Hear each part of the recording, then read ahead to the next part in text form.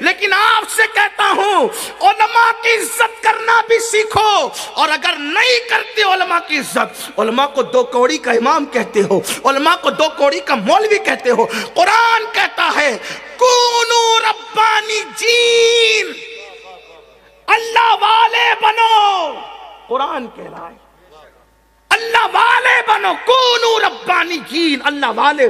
کون اللہ والے؟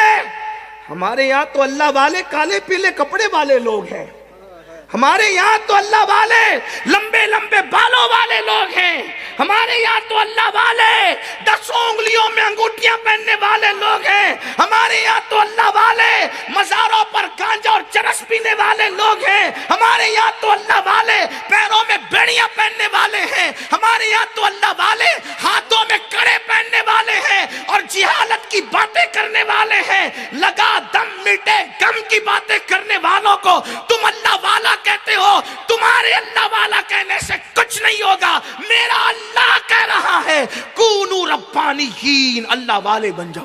اللہ کیسے بنو اللہ والا؟ تو قرآن کہتا ہے بما کنتم تعلمون الکتاب وبما کنتم تدرسون۔ اللہ والا بننے کا طریقہ یہ ہے کہ کتاب کا علم حاصل کرو، کتاب کا علم دو، کتاب کا درس دو، کتاب کی تعلیم دو۔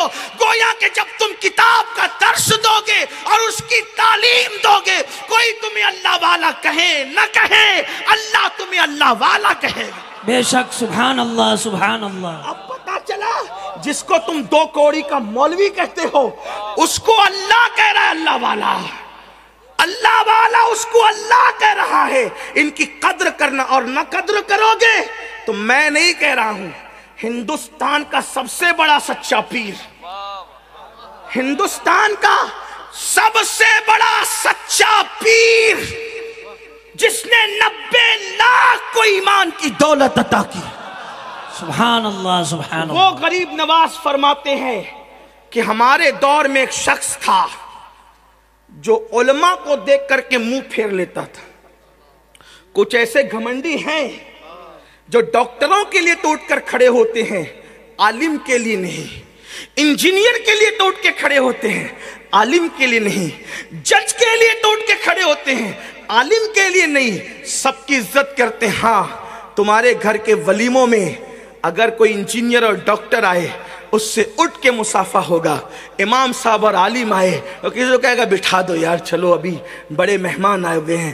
عالم سے بڑا جو نائب رسول ہے، اس سے بڑا بھی تیرے گھر کوئی مہمان ہوگا، وہ عالم جو قبرستان جائے تو 40 دن کے لیے قبروں کا عذاب اٹھا لیا جائے، وہ عالم اللہ اکبر جس کے قدم پڑے تو خدا کی رحمتوں کا نزول ہو۔ اللہ اللہ، ابھی میں عالم کی تعریف بھی کر دوں گا، آپ ٹینشن میں نہ جائیں، اس لیے کہ آپ مجھ سے یہی کہیں گے کہ جو مسجد میں بیٹھ کر موبائل پہ گیم کھیل رہا ہو، مولانا مجھ کو بھی عالم مان لیں۔ ہاں ہاں، لڑکیوں کے ساتھ جس کی افیئر ہم اپنی آنکھوں سے دیکھیں، کیا مجھ کو بھی عالم مان لیں؟ میں آگے بات کروں گا، میری بات پوری ہونے دے، اس کے بعد کوئی فیصلہ کریں۔ لیکن میرے مرشد سرکار غریب نواز فرماتے ہیں ایک مغرور تھا دولت کے نشے میں، اللہ اکبر، علماء کو دیکھ کر اپنا منہ پھیر لیا کرتا تھا، اپنا منہ پھیر لیا کرتا تھا۔ جب وہ مرا، اس کی قبر کے اندر اس کو رکھا گیا تو مسلمانوں کے دستور کے مطابق جب اس کا منہ کعبے کی طرف کیا جاتا تھا تو اس کا منہ خود بخود کعبے سے پھر جاتا تھا،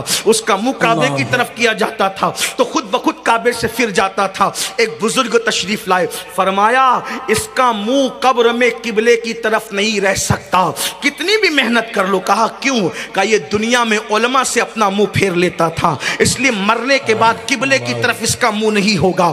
یہ ہے عالموں کی بے عزتی کا نتیجہ۔ میرے امام اہل سنت سیدی اعلیٰ حضرت فتاوی رضویہ شریف میں لکھتے ہیں کہ عالم ربانی کی توہین کرنے والے کے لیے ڈر ہے، جب وہ مرے گا تو کافر ہو کر کے مرے گا۔ اس لیے میرے بھائیوں، علماء کی عزت کرنا سیکھو۔